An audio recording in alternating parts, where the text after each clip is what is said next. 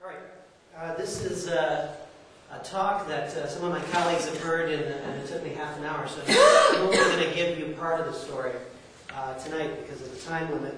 So I'm going to really go quickly through the first half of the story, and it has to do with Hernando de Soto, not the explorer, but the Peruvian economist, who's done some excellent work in the developing world and has actually implemented it. I'm going to very quickly describe that, and then I'll move on to intellectual property. Hernando de Soto was curious about why all this aid was going to the developing world and nothing seemed to come of it. It created a cycle of dependency, and there was this underlying assumption, that pyramid that you just showed, that there was no capital, that there was no money somehow in all the poor areas of the world. And de Soto, by looking at his native Peru and looking at a couple other examples around the world, realized that there was hidden capital in the developing world, and what needed to happen was that that capital had to be liberated. So in the West, we're familiar with ways of raising capital when you need to start a business that are foreign to a lot of people in the world, especially in the developing world. One of the primary ways that you and I might raise capital would be to take some of our property, if we happen to have property, and put it up as collateral, so we can get credit for our land. Well, one of the reasons we're able to do that is because we have an advanced, or at least an established, system of cadastral registration of land that much of the developing world lacks. And de Soto realized that, even the poorest of the poor are still inhabiting some space. And in fact, in a lot of the developing world, they were inhabiting space that they couldn't use to raise capital the way that you and I do. And it was an institutional problem. So what Hiron is talking about when he talks about revising our institutions is something that de Soto took to the case of real property and started to implement it in various countries and has met with some success. So he looked at Peru, he looked at places like Egypt, he looked at a number of developing economies and realized that for most people who were inhabiting land, they had no clear way to show the bank that they actually were the possessor of that land. And in fact, the way the registration systems of a lot of countries worked, they were not the legal title holders of the land that they might have, that they and their families might have inhabited for centuries. And that was part of the problem. So de Soto said, well, instead of throwing money at these people, so they can, even microloans, are suspect, because again, you're just kind of throwing the money at them without allowing them to access capital that they already have. He said, what we need to do is reform the institutions. And they started to do this. And he has very nice examples of how this has worked in Peru and in Egypt, and I think somebody mentioned Tanzania earlier. That's another country where he's involved. And what they've done is they've set up essentially new forms of registration for land to show to banks or to those who might give them credit that they have some collateral. Collateral that always existed, but for which they had no institutional proof.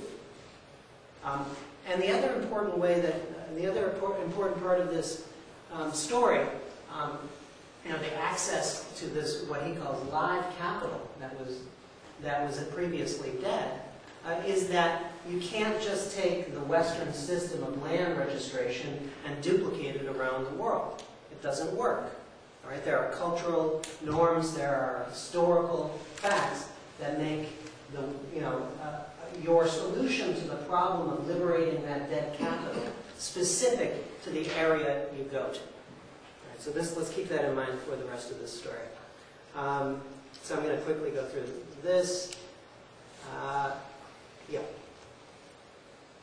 Now I want to talk about intellectual property because to me this is critical for the notion of innovation.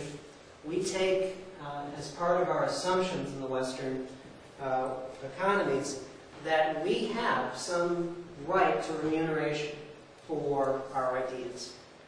right? The system of copyrights and patents that we take for granted are well established and well understood by most people who want to innovate. So the poorest of the poor in the West know that if they come up with a really good idea and somehow can finance a patent on it, they have some protection when they enter the marketplace by way of a monopoly granted by the government. All right. Patents, for instance, if you have an invention, a patent will give you a period of time in which you are the only person allowed to exploit that invention on the marketplace. The government will enforce your monopoly rights to that invention for a period of 20 years. And nobody else may make that thing or sell it in the area that is covered by the patent. And for copyright, artists, people developing aesthetic expressions as opposed to utilitarian expressions, again, they enjoy a monopoly right much longer, the life of the author plus another 70 years for the kids. And they get, again, they get the exclusive right to the profits.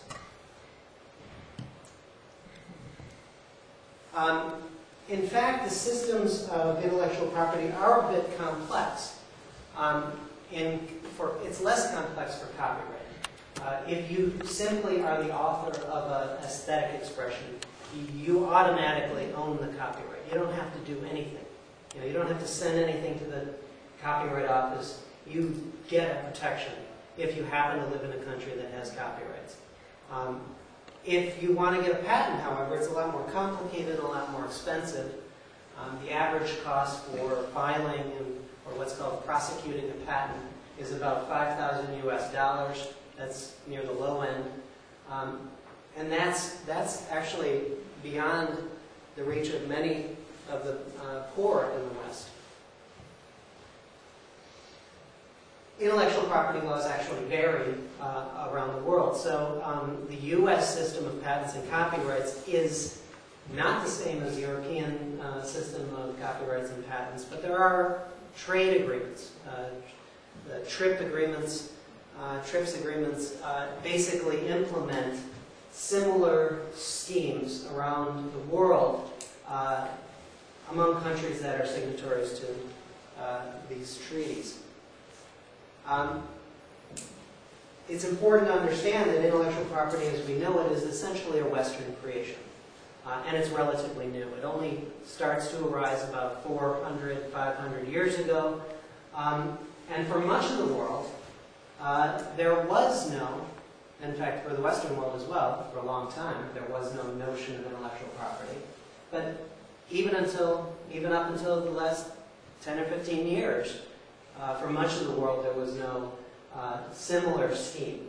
Okay? There was no notion, no institution of intellectual property as we know it.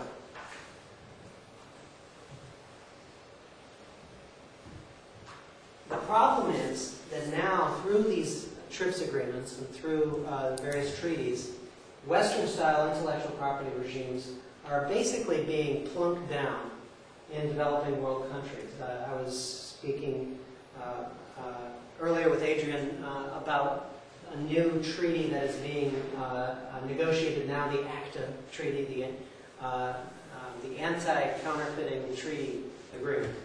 And this would basically impose Western, or specifically United States, intellectual property in places like Africa. This would have a significant impact, for instance, in South Africa, where South Africans who are infected with HIV, are about a quarter of the population of South Africa right now, are dependent upon Indian generics